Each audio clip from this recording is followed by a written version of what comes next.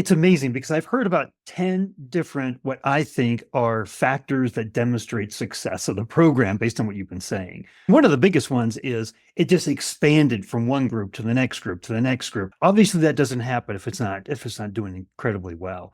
To actually the students that come through not only fully trained, but then getting fed back in to be the instructors. And so they've been in the factory, now they're teaching. It's not as much an academic as it is real life experience of Yeah. what you can learn, that you can teach, and how you can motivate.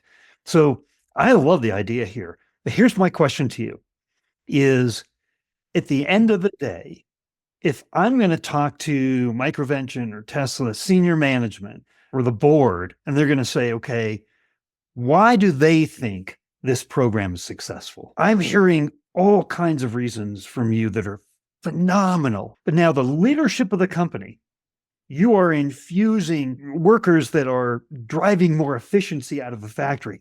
Huge, absolutely huge on the impact of the business. What are the metrics that they're looking at? How would they judge this?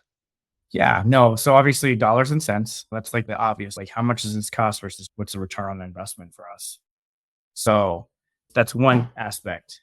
And that's a big aspect that we really look at is like, how much is this program going to cost us? And that's why we started getting creative and working with workforce development groups or working with the schools to really develop programs that allowed us to minimize our costs, but increase the impact for both the school or for all parties, the school, the student, and ourselves.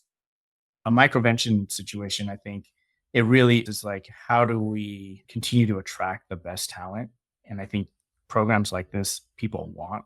How many people do you know? What are you going to be when you're an engineer? What type of engineers? To be honest with you, I don't know because I haven't had experience in certain areas. So I don't know what I want. I don't know exactly what I want to be. Well, here we're going to give you that opportunity to get exposure in all these different areas to figure out what it is. And so the dollars and cents of reducing the time to filling roles, increasing just a buzz at the school level.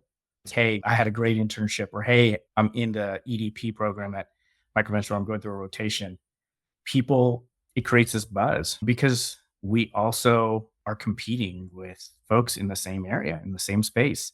So how do you set yourself apart? So I think from a dollars and cents perspective, you're looking at like how much or how little do we have to spend to make sure we're getting the best and brightest, developing them, and then they are being effective. And I think that some of the numbers, I haven't done it here at Microvention, but I will say the fact that some of our program is already finished before the third rotation, they didn't even get to their third rotation because they're all swooped up. So that's like the metrics right there. They're already all swooped up because they are making impact.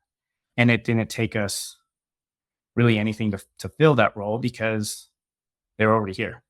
We've created this buzz and this like cachet with the program with the name of the company. And so that matriculates into the atmosphere as well. People are like, hey, this is a great company to go work at.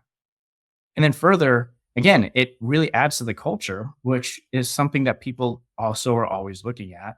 And that is a dollars and cents perspective as well. So if you're hiring great people and you're turning them on and you're investing in them, they in return reciprocate and are great people and great workers, and they are turning everyone else on. And that's one of the things I love about Microvention is in the healthcare space and in that med device space, a lot of people here are very like patient forward, and the atmosphere is there, it creates that atmosphere. And so we've got a great culture, and now we're just trying to make it better, and or more so, like echoing it.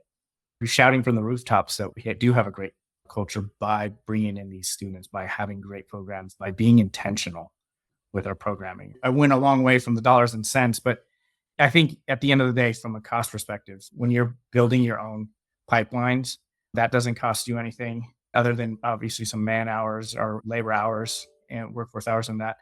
There are the fact that you're able to pull from this well of amazing talent that's already there, that you're not utilizing outside resources, building your own inside. Also, you're controlling the quality, which controls costs at the end of the day.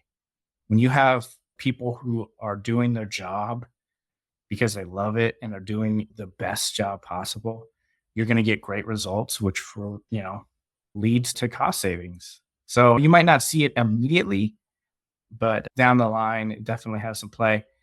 I would say like at the skilled trades level, at the manufacturing and production level, You definitely can see it just because you've got these one, it's you've got enough of a labor force so that there's no backup because that's what would happen in a service center is, hey, we don't have enough technicians to get cars out.